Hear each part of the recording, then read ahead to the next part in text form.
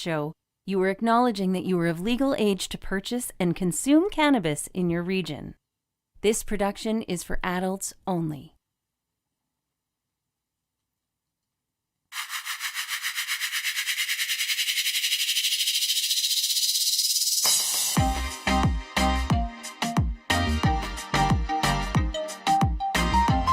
Welcome to the Cannabis 101 podcast, part of the Cannabis Life Experience. Your guide through the legalization and consumption of cannabis in Canada and beyond. Join us on this journey and adventure with the wonderful plant. Here's your host, Dean Millard.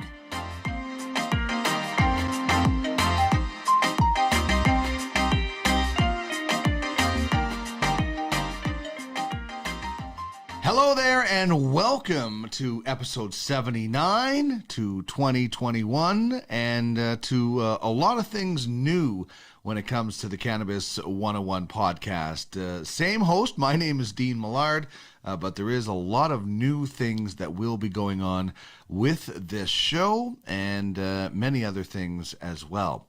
That's all I want to say right now, but I do want to kick things off like we normally do on this program by finding out what's your groove.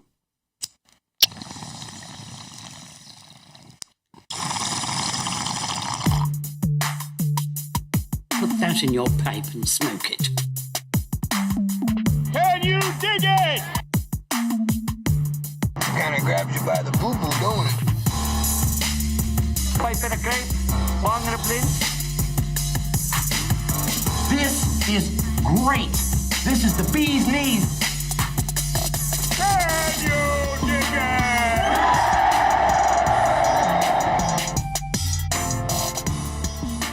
it? So when I say what's your groove, I'm asking that if you're listening to this and you got some sort of cannabis product going, let me know what it is.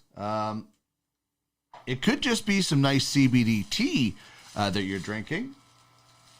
Or maybe you've got a fat one. You mind if I do it, Jay? Anything, man. You're the dude.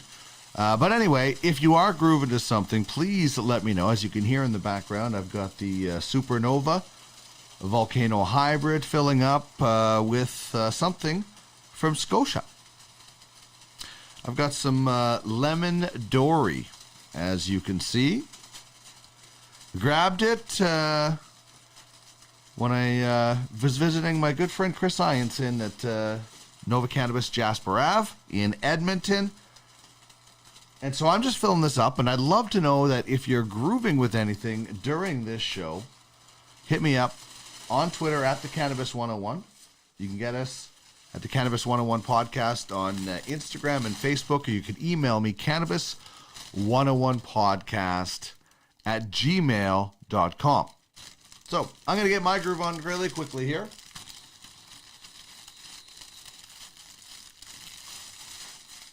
Led Zeppelin.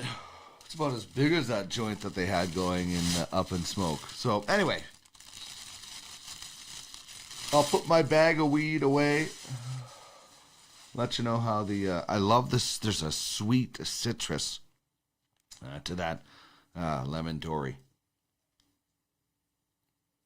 But I had some yesterday, and it had a really good boost. Need a boost today. Canada-Russia semifinal of the World Juniors. I'll be going crazy for Canada as soon as I get this recording wrapped up. That game will be starting, so I'm really excited about that. So that's my groove. As mentioned, I'd love to find out what you are, if you are indeed grooving with anything.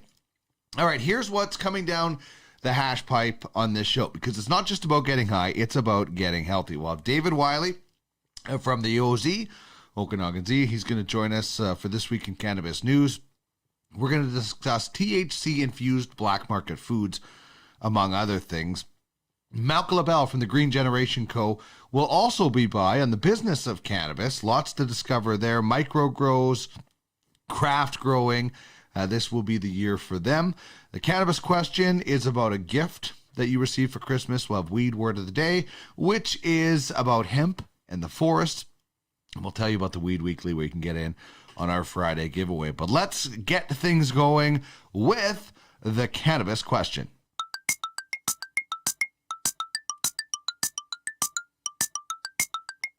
It's prize time!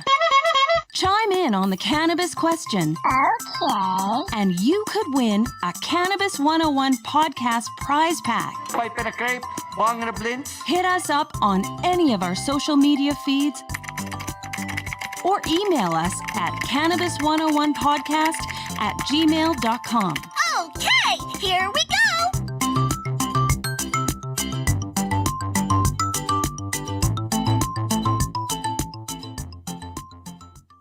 So the cannabis question today is, what was the best cannabis gift that you received on this cannabis Christmas past? I loved the effort that my wife, Trish, otherwise known as Nosy McGee, when Chris and I are on the air, she searched for Acapulco Gold because I said I'd love for it to be under the tree. And I don't know where you'd even find it, but she did get me Sinaloa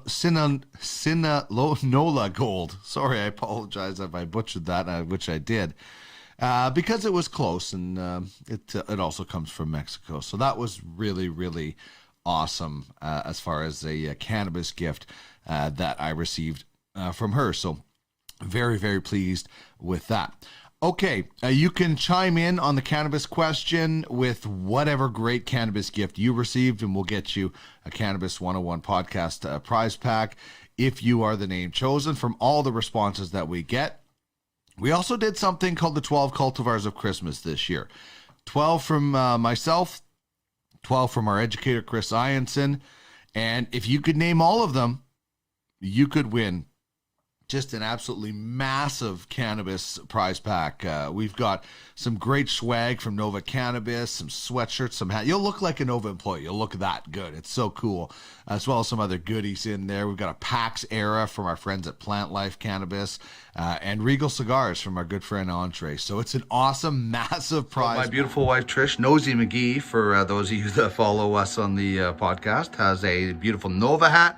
Thanks to our friends and all of our great partners for helping us out with this. And we're going to draw the grand prize of our 12 Cultivars of Christmas. So, Nosy McGee, sniff out a winner. What do you got? What do you got going?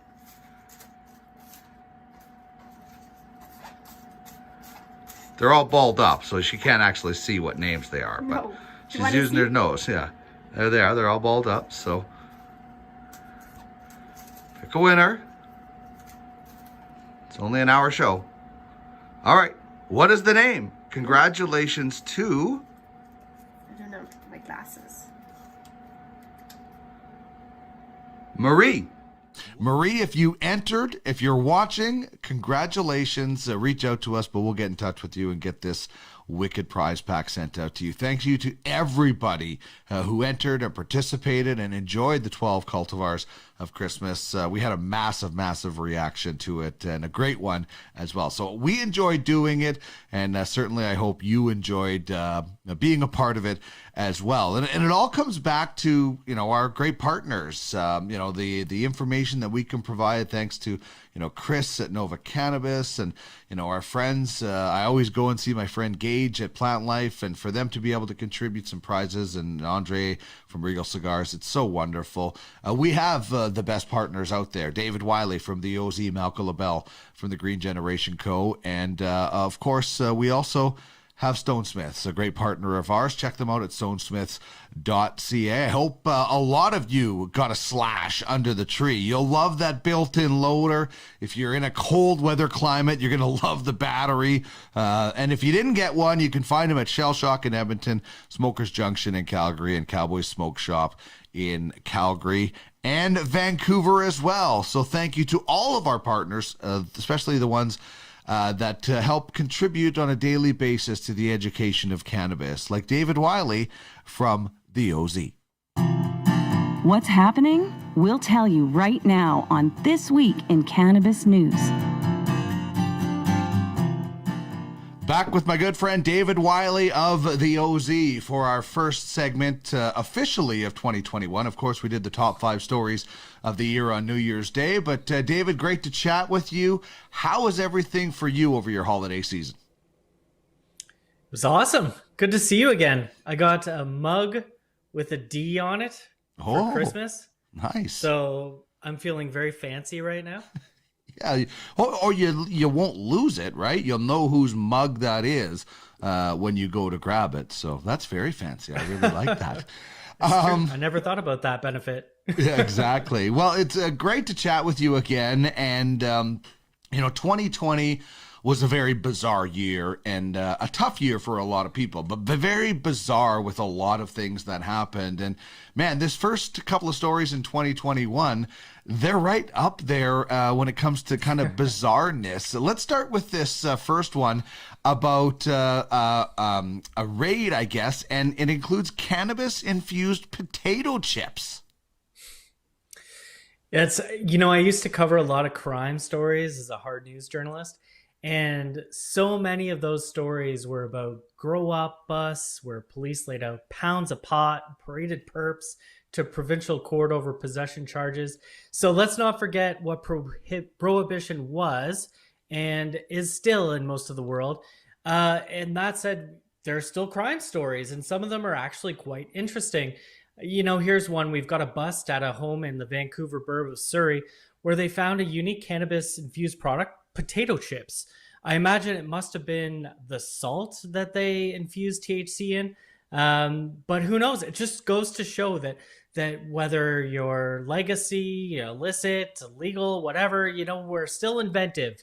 Police say that their investigation in this case lasted 3 months, and along with those chips, they also seized MDMA, a pound of psychedelic mushrooms, and other things that you would generally expect. So lots of shatter, lots of bulk bud, 3.5 pounds of packaged cannabis, and it's still happening. There's another strange one too. In the Yukon Territory, residents there purchased beef or bison jerky from a local business are being told not to eat it because it may contain THC.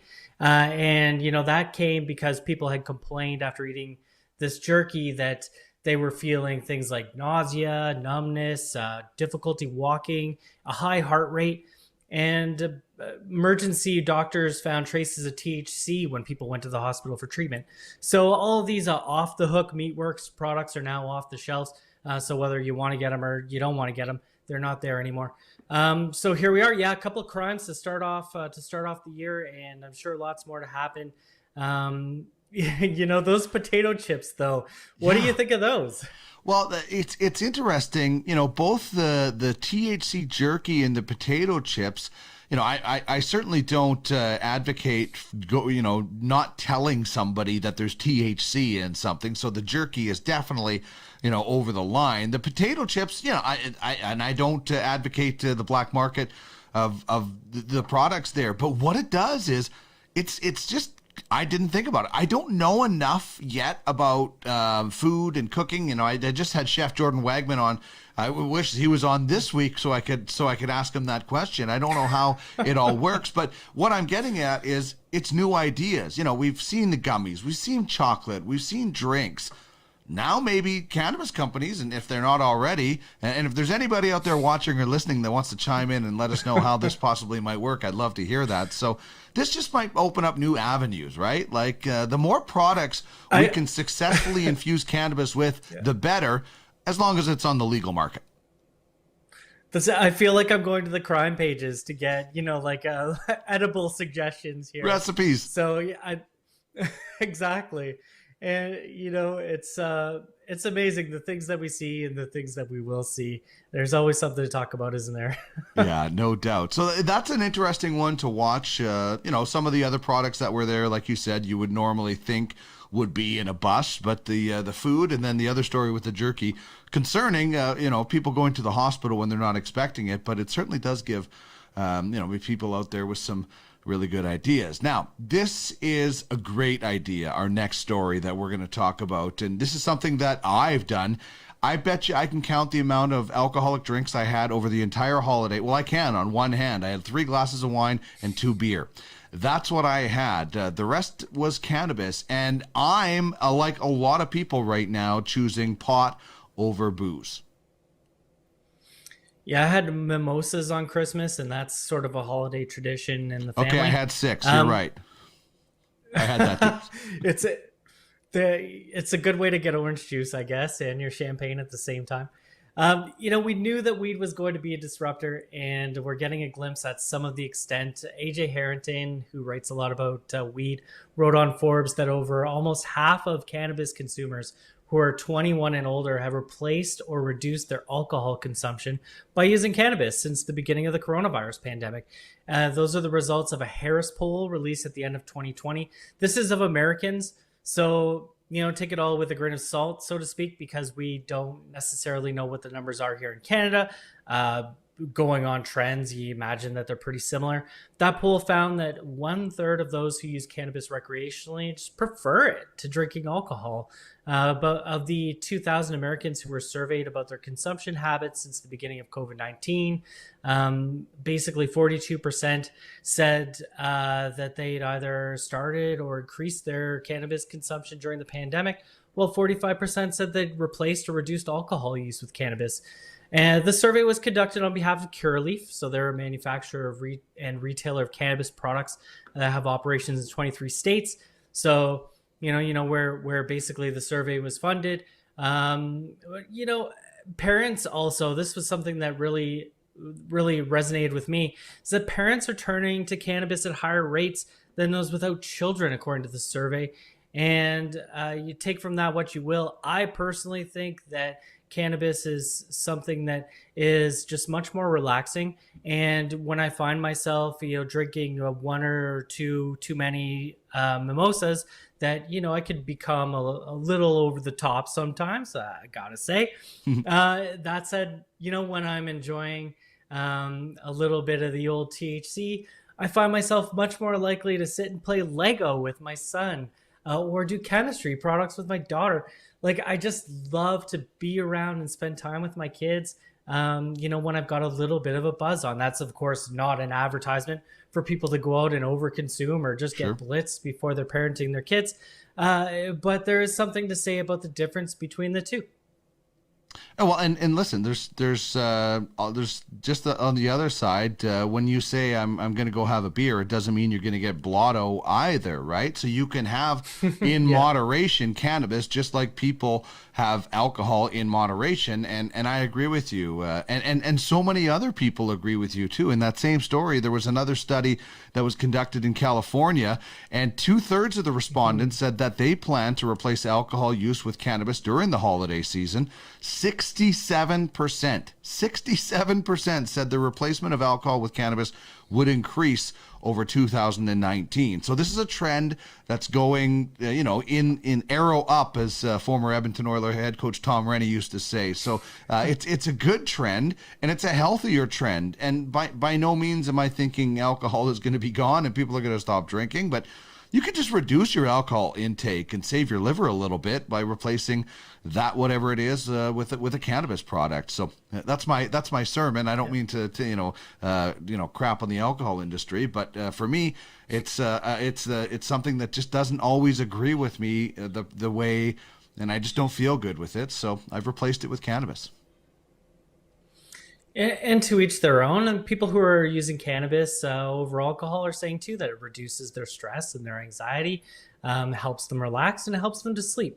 So, there are reasons why people use cannabis and reasons why people use alcohol. And, we're learning about both. And here we go. Yeah.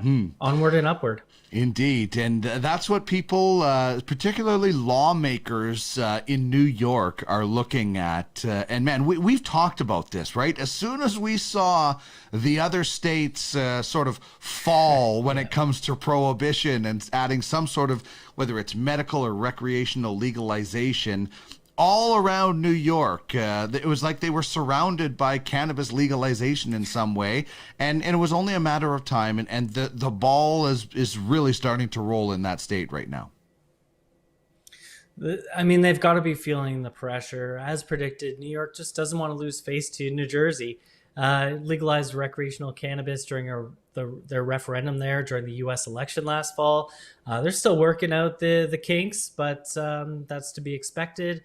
And New York lawmakers now are moving ahead with their own plans, to reform the state's cannabis laws in 2021. They've pre-filed 8 bills so far, according to Marijuana Moment, that are going to be considered in the upcoming session. All these new measures deal with reforming the state's current medical cannabis system, but still they come along with that push from the governor there and legislators to legalize it in 2021. Now, those 7 cannabis bills have been preemptively introduced in the Assembly and one, so the 8th one there in the Senate, and they touch on a wide range of topics, everything from tenants' rights for medical cannabis patients to health insurance coverage for cannabis products. And all of these different pieces of legislation are being introduced as lawmakers in New York are pursuing their own recreational cannabis legalization legislation. And that's policy that's been in the works for the last couple of years. Their Governor Andrew Cuomo, who's a Democrat, recently said that enacting a regulated cannabis market and taxing products would offset economic losses due to the COVID-19 pandemic.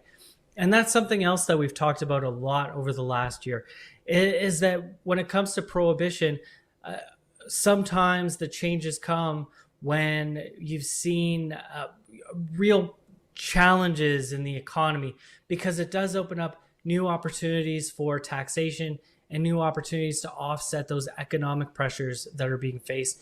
And again, that's not only what we're seeing in New York, but we're starting to see in a lot of other states in the U.S. It's going to be a year or two of change across the border, and something that I'm really excited to see. Mm-hmm. It's basically repeating history. After the Great Depression, what came back? Alcohol sales, and prohibition was lifted, and the taxation from it, and it's happening again, rightfully so, with cannabis. And we talk a lot about federal legalization. Is it going to get past the Republicans? But even the Republicans in New York are saying, yeah, this is going to happen. We're seeing everybody around us. So right now it's an empire of weed state of mind in New York, because they're just, there's no other way to go. It would just be foolish for them not to take these next steps. And I know Mr. Cuomo has been pushing hard for this, and it's sweeping the nation right now, and it will continue in 2021. And I mean, let's not forget too that our number one story in 2020 that we talked about was that cannabis went from illegal to essential in such a short period of time in so many different places. And that says a lot when politicians are debating cannabis and whether or not it should be legal. A lot of them are looking at that. Yeah, I've watched a lot of history shows, and I watched a lot of shows about alcohol prohibition, and back then there was a lot of resistance to that too, from a lot of religious groups and the teetotalers, as they called them. But the similar I guess push against cannabis, it doesn't seem like it's there. Maybe just because we have so much more information, right? We just know so much more about this plant than we ever did. And I think a lot of people have maybe, looked at the economic benefits first of all, but then looked at the other benefits and some of the research and stuff, said, yeah, I'm not selling my soul to the devil to legalize this, right? Like, there is some good benefits. So I think just that the overall tide on this has certainly changed. And, to dovetail on that story about New York, you have a state in Illinois that is, just shredding cannabis, records and charges when it comes to the legal system. And this is what happens when laws are changed. People get their lives, their freedom, and their livelihoods back because of silly charges over cannabis. Yep, this is the way. We want to even the playing field. Let's not limit people who chose weed over booze in their youth and had the bad luck of getting busted. And you really hear we're talking about being equitable. And in that sense, Illinois is raised 500,000 low-level cannabis charges. And you mentioned earlier that we're not seeing as much push against cannabis as we maybe had during alcohol prohibition. I think that we're starting to see a significant push for cannabis. And a lot of that pressure is coming from the idea of social justice. And that's what's happening here. Right away in Canada, there was a lot of pressure to pardon people who had faced, jail time, criminal records over even just minor possession charges.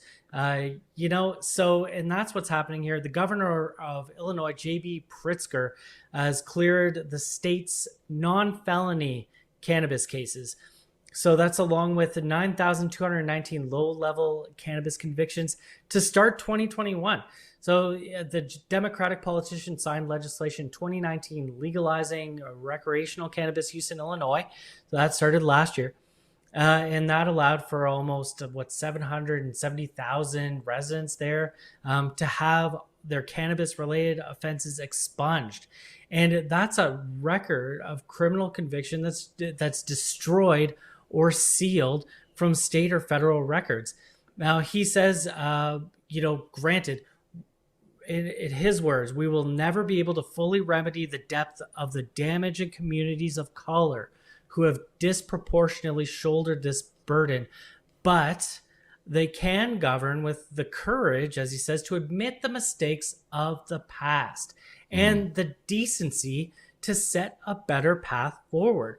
And both of those points are extremely important, to remedy the damage that was done and to have the decency to move forward in a better way. 2021, I really hope that that's what we're going to see.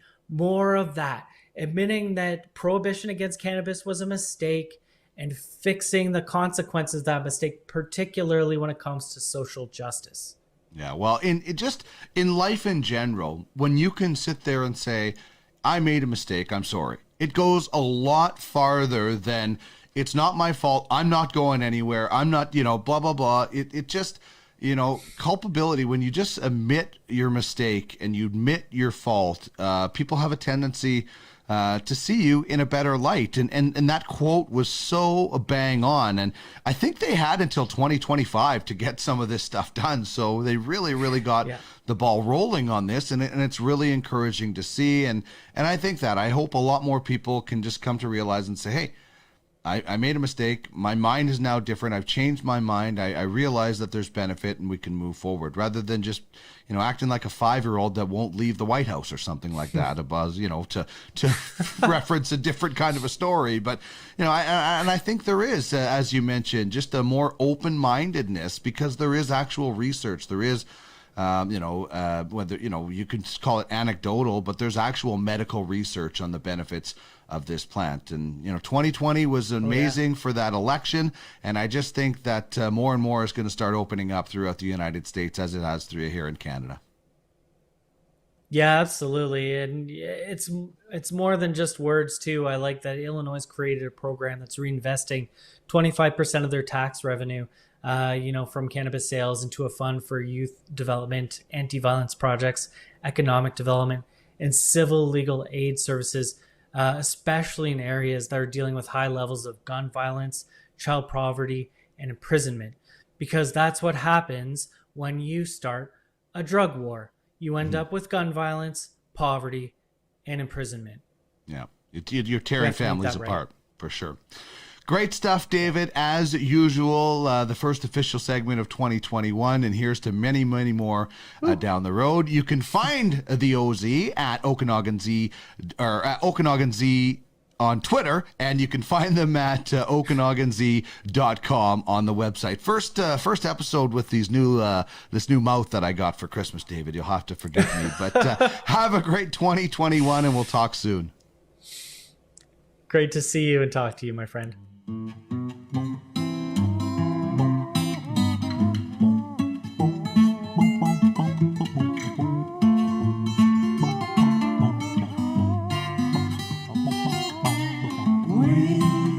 It's beautiful indeed. So let's go smoke some grass. It's time to bust out this podcast.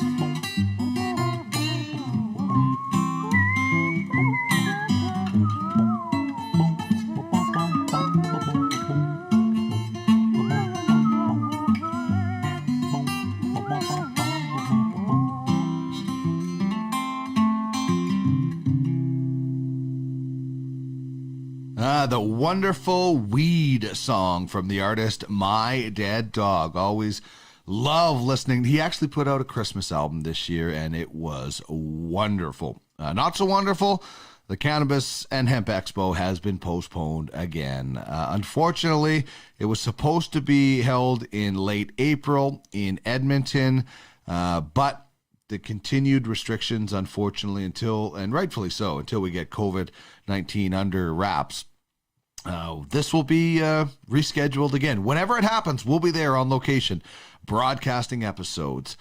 You can check out the information if you want to at cannabishempexpo.com. We will have tickets to give away whenever they get around to hosting this and whenever we can interact with the masses once again.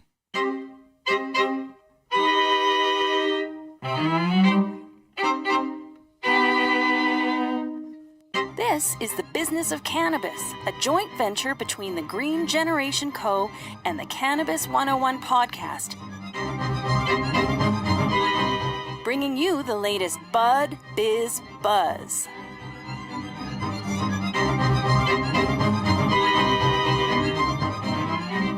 We dive back into the business of cannabis as I bring in my good friend Malka LaBelle from the Green Generation Co. Malka, thank you so much for joining us once again here in 2020. Hope you had a great, relaxing, while working holiday, as most of us probably did.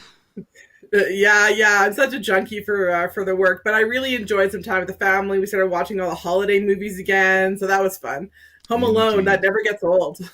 No doubt. Yeah, there's always those classics that you can throw on at any point during the holiday season, and it makes it a lot of fun. And the business world continues to churn things out as we look towards a new year and many new opportunities. And let's start talking about the year of 2021. And you're talking about it as kind of the year of the micro and the year of the craft grower, where maybe they really stand out a little bit more. Yeah, so I mean, this is something I'm extremely excited about because the idea did not come out from me. It's something I've been talking about a long time, really got honing in on our craft and our micro cultivators and the way the cannabis is supposed to be grown. But this was an announcement made in the December trade day from Ontario Cannabis store, basically. So the OCS, so the Ontario Cannabis Store, put in their release of at the end of 2020 that they plan to unveil a craft cannabis designation for small batch and handcrafted cannabis. Expected to unveil Q1 of 2021, so right away here. So this is really exciting because, I mean, as you and I both know, there has been a ton of supply on the market. So available product, particularly with, new stores coming online. But there's been kind of this, people want the craft stuff, but it's sort of hard to find, hard to get, and not really well understood what that means. So here, the Ontario Cannabis Store is putting in a definition that what that is, and which is fantastic. It's a hang dried, so it's the cannabis plants are hung to dry as opposed to using drying or dryer technology or methods. They also talk about it being hand trimmed. So there's lots of trimming equipment out there that's a big, makes things faster and, automatic. But the fact that products are hand trimmed, from a good using perspective or user's perspective, you can tell when a product has been trimmed properly or not. So this is fantastic that they're highlighting that. And the hand package, cannabis that's packaging is a huge boon in the industry that we've talked about a lot. It's one of the ones I'm near and dear to my heart, and hopefully we'll get a lot better with some of the stuff that's coming on the market in terms of sustainability. But right now we're seeing, the packaging killing the plant, literally. So I like that they're using this hand packaging designation as part of the craft cannabis, definition, and super excited to see what this is going to bring forward. They also talk about the size and the footprint, about how much cannabis can be produced to give it that definition, which is way bigger than just a micro. So I want to, shout out to all of the LPs that are standard cultivators that are going with the larger amount of growth, but they're doing it in the small batch way. So that's good. Those are going to be included in this as well. We're going to see, lots of these amazing strains that people really flock towards because they are that super high quality. They could be rare. They could be hard to find or not really seen in Canada yet. So I'm super stoked about what this is going to mean for the growth of the industry and how really we're going to get to flourish around these, with the way it should be done in small batches and with the care and hand attention that has been done for a long time. Yeah, and it really is that there's been a lot made about corporations getting involved in cannabis, and some people don't like it. But if you thought legalization was going to happen without corporations, then they were extremely naive. But there is room for both, and there's a lot of people that might be saying, "That's a great idea. I'd like to get into that. How do I do it?" Yeah, so there's a couple of great ways. I mean, there's a lot of companies that are focusing on finding other smaller micro cultivators or craft growers and doing the processing and packaging for them. So a great example, we already see in BC with the Shelter brand and some other brands like that. But here we have Make It Micro. So this is a group that I'm a part of, I'm going to say, that is founded out of the BC Craft Farmers Co-op. And this is a way to to get a micro cultivation license sort of with the least amount of capital up front. So the concept is that this site allows you to sort of walk through the process and understand what's involved with becoming a micro cultivator, and also connect with the vendors and the partners that have scaled down their product and services to really be for that small footprint. So the 600 kilogram annual grow and the 200 square meter size. And there's a few different options for facilities. You can do greenhouse, you can do indoor. And this is really geared towards people that were either ACMPR growers or MMAR growers, or just really want to get into the business of cannabis, but aren't sure where to start.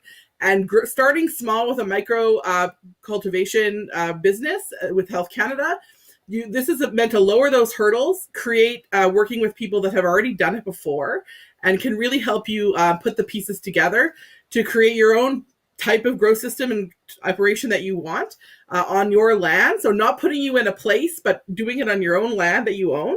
And then going out to the financing partners that I've lined up. So these are all people that I've already been working with. And they're going to basically help you build that package and do like a leasing option, just like you would a mortgage on a home. So similar kind of concept.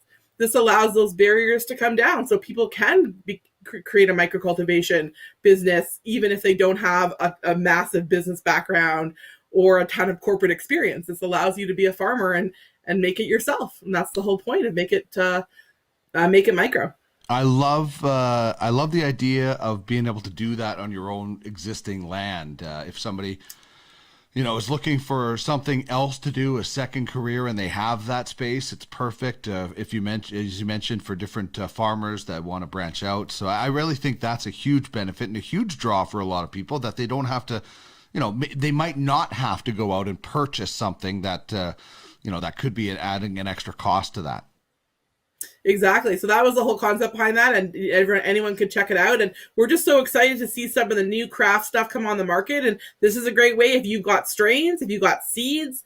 The only time you can bring a new strain or a new cultivar into the legal cannabis space in Canada is when you get your license. So either a micro license or any one of the licenses, that's the only time. So if you're onto something that has a unique strain that's really awesome, this is the time and place to do it. And now is the time, with the year of the 2021 being the year of the craft and micro cultivator.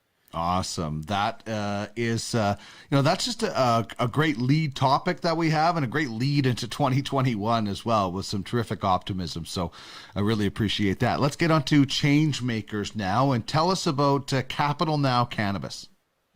Yeah, so I was mentioning before, I've been on the hunt of, different kinds of investors or equity partners for a lot of my clients for the last 2 years. So that's what I've been doing. And, what's really cool is that some companies that have sort of been sitting on the sidelines watching what's happening in the industry and seeing where they could fit. This is one example. So this kind of company, some people are familiar with it, it's called a factoring solution. So what that means is that they essentially help with cash flow. So if you already have an existing cannabis business, if you're a cultivator or a processor, or you have a retail license and you're selling directly to the boards like the AGLC or BC or even Ontario, and it's a cash flow situation. So you're selling all of your product at the same time to one buyer. And then you're in limbo until you get paid for that product. It could be anywhere from 2 weeks, I've heard, that as the best case scenario, to 90 days, or more. You just sometimes don't know how that's going to lay out. So this is a group that's offering, basically financing on those receivables and on those invoices. And it's a very much a standard way of financing and exists in the real world or the rest of the world in many places, particularly with heavy equipment or people that are working on capital projects, either for cities or governments or really in the oil and gas industries where we've seen a lot of this already. So it is very familiar to people in Alberta. But it's not bad debt. So that's the other thing is people think that, well, they're just collecting on bad debt. I'm like, no, the debt is still good. You're still waiting for it, but you just may have to wait a while because it's the terms that are set out. So these guys will work with you. And through my partnership with them, we're going to work with the cannabis companies to make sure that they understand how this all works, that it's very easy for them to work with them on an ongoing basis, whether they have one invoice or multiple. And I just thought that this group really took a look at what's going on in the industry and figured out a way to make their product and service fit within this, within the needs that are out there. And that's something that I thought was super impressive. The other funny thing about this is when I first heard about this, it was in regards to oil and gas stuff. And in April of this year, so April of 2020, and I literally put these people's logo on my pitch deck back then before they were even doing it for cannabis. It's almost like I planted a seed in somebody's brain or they did it in their own. And at the same time, and then it really didn't come to fruition until much more recently. So that's the part that's cool about this is that everyone's sort of thinking in the same way and it's putting their brains together and not being competitive around these kinds of things, but really opening up the trend, what everyone's thinking at the same time, the transparency around it. So that's what I think is super cool about them as a change maker is that, we were all on different pages, but at the same time, we came together to find a solution that works. And now is really the time to unveil it. So that's the cool part about Capital Now Cannabis. And you can get to them through me. So reach out. All right. So how do people get a hold of you to reach out and get some more information? So you can go to my website, thegreengencompany.com, and contact us. Every contact button on that page works. You can also reach me directly at malka@greengencompany.com or through LinkedIn or Twitter, Instagram. All of our handles eventually lead to me, is on the page there. So that's a great way to find me right now. Right. And they can get more information about that. And so was this a company that was as you meant, I think you mentioned maybe doing this with heavy equipment and then said, hey, let's get into the cannabis as well? Or is this kind of something that happened and somebody had the idea to do it for cannabis? Either way, it's great because I just wonder about the path to it. Yeah, so the factoring space, like I said, has been around. Capital Now is a factoring company, particularly in the heavy equipment and oil and gas. And then they kind of spun off a sort of a separate fund and a separate division specifically for cannabis. So it's kind of an arm's length concept, but the people behind it are essentially the same. The cool part about it is they're not brokers. So this is a lot of people are fearful of, talking to a bunch of brokers about their money problems. But in this situation, you're dealing directly with the people that own the funds. So and I'm essentially the middleman. So, or my group. So that's why I brought in more people on my team that are experts in this, because I think this is a huge opportunity within the industry, and they'll look at all types of invoices. So for more information, reach out and we can definitely have a conversation around that and find the right fit. I just like that it's a company that is doing something already, and then look to say, we can get into this cannabis space. And that's the great thing about cannabis is we talk a lot about LPs, we talk a lot about retailers. Sometimes we forget about all the outer layer of work and businesses involved in the cannabis industry that are, maybe not producing any kind of cannabis, but helping support the industry. And that's how it's going to grow. And more mainstream companies or non-cannabis companies maybe kind of getting involved in it. I just think that's great symmetry that I think we're going to see a lot more often as we go. Definitely. And that's what I say to people, like, well, what do I have to learn to get in the cannabis space or what and I'm like, don't learn anything. Come with your own experience and we'll figure out how what you do can pivot and work in the cannabis space. And that's essentially what I've been doing for 2 years is find people that have strengths in other areas and bring those into this industry because it's cruel. It's just a blank slate and there's so much opportunity. Yeah, indeed. All right, let's get into what it means to be green. And literally, we're talking about the Green Book. Tell us about Green Book. So Green Book is my own invention. Again, I'm all about the plugging today, I guess. I got a lot of my own projects on my brain, but they really interweave together, and it's a lot about helping new cannabis producers or new, I call them cannapreneurs. This is for the cannapreneur. So that's really any business or person that wants to get into the cannabis space. The Green Book is for them. So what is the Green Book? Well, it starts with a story. So in some cases, the stories that we've talked about have really originated on this show. The stories of producers, of cultivars, of different people that have come to the cannabis industry and the path that they took to get here. And starting with their story, this is a place where they can find the resources to help grow their business. So examples of that are facts and data. So everything from the news sources that are out there that are, specifically looking at cannabis stories, some of the analysis, some of the data behind it. So I'm working with several different groups that are building data sets for continuous information, leading up to essentially a dashboard so that a producer or there's a retailer version can come and look at this information and be able to glean instant analysis for what they need for decision making in their day. So for example, a retail store might come to this and look at the Green Book pages around what are the trending brands. So what are the brands or the cultivars that people are pulling off the shelves in other places, and how to get more information about that, for example. The pricing. So pricing is kind of a black hole of information. You're not really sure it's coming from the boards in the middle, but really there's retail stores get the choices of how they price things, and there's a bit of room there. So sometimes knowing what's competitive in their area would be helpful for them, as two examples of the kind of information, as well as all these other ancillary services that we talked about, whether it be Capital Now Cannabis, or really anyone has the opportunity to be an advertiser on this in the Green Book, kind of like almost like a Yellow Pages in some way. It's the Green Pages.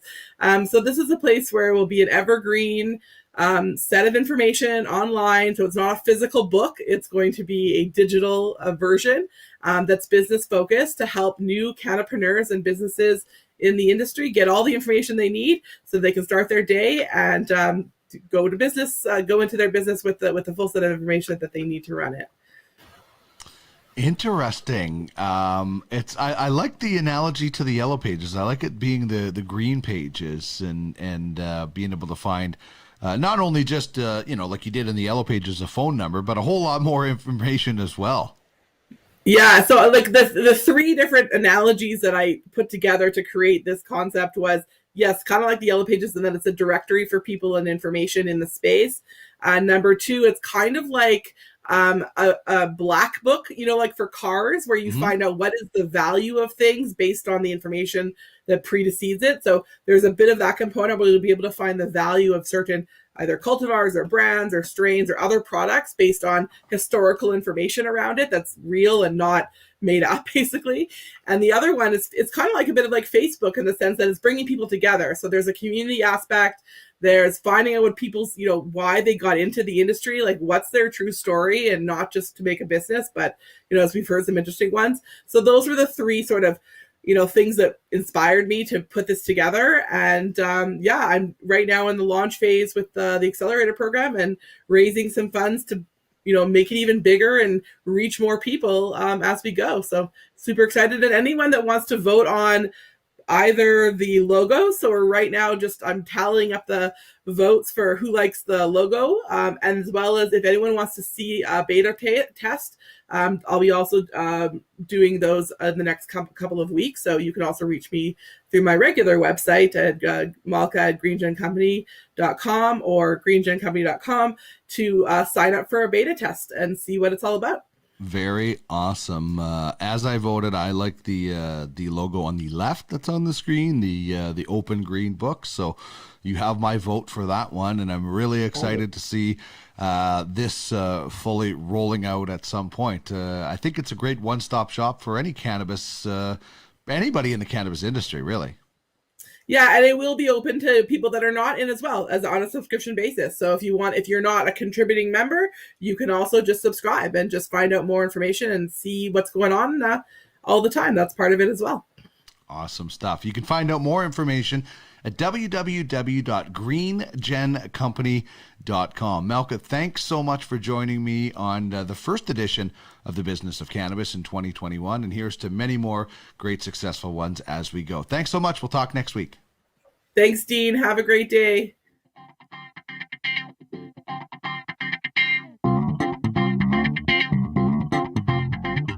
This is the Cannabis 101 podcast, part of the Cannabis Life Experience, turning the wheel of cannabis one toke at a time.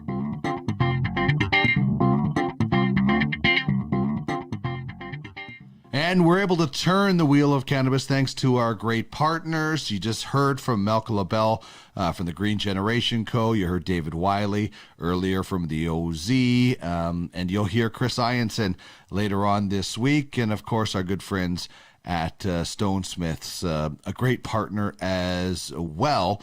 The Slash is the boss. All you do is you grab your item, double click it to auto fire. You wait your 4 seconds for it to heat up, and then boom.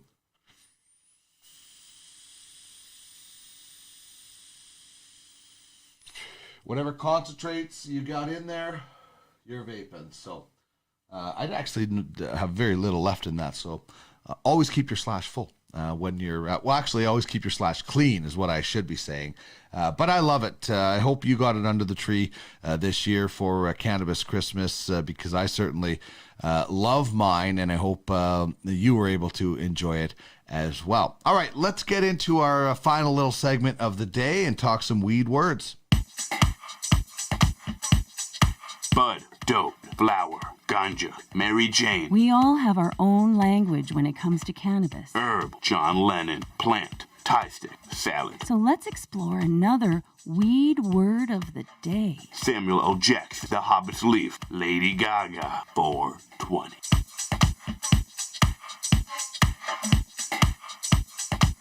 So weed word of the day, we give you a slang word and a more standard industry word. And the slang word is one of my favorites. It's tree because it kind of looks like a tree when you get your nugs and your stems, and it's a plant. So I love the word tree, obviously green. It's what I have called it a lot in the past. We would say, let's go meet in the trees. Sort of, like, do you got any tree sort of thing? That's what we went with. So I love it. I actually, it's one of my favorite slang words when it comes to weed and cannabis is tree. The other weed word of the day on the standard side is feral hemp, which is, you've heard the term feral horses, which is, they're basically wild horses they were tame at one point, and then they became, feral or wild. And feral hemp is wild growing cannabis that came from hemp plants previously cultivated for fiber and have just continued to grow. So they were grown for something, and they've just kept going. People have called it ditchweed because there's no THC, really, psychoactive properties in it. And the cannabis plant, if you are very new, is so hardy. I mean, you can be growing, break part of it, and basically put it back together, and it's gonna regenerate itself and grow. So it's been found across Indiana, Iowa, Minnesota, Missouri, Nebraska, and Oklahoma. So it can pretty much grow in a lot of places. So that's feral hemp. It's just kind of stuff, and you might see that when you're driving and think, oh, there's a hemp farmer around here, but no, it might just be that sort of little bit of kind of feral hemp, as it were. So that is your weed word of the day on the slang and standard side: a little tree and a little feral hemp. The Cannabis Life Experience. It's not just about getting high. It's about getting healthy. Turning the wheel of cannabis, one toke at a time.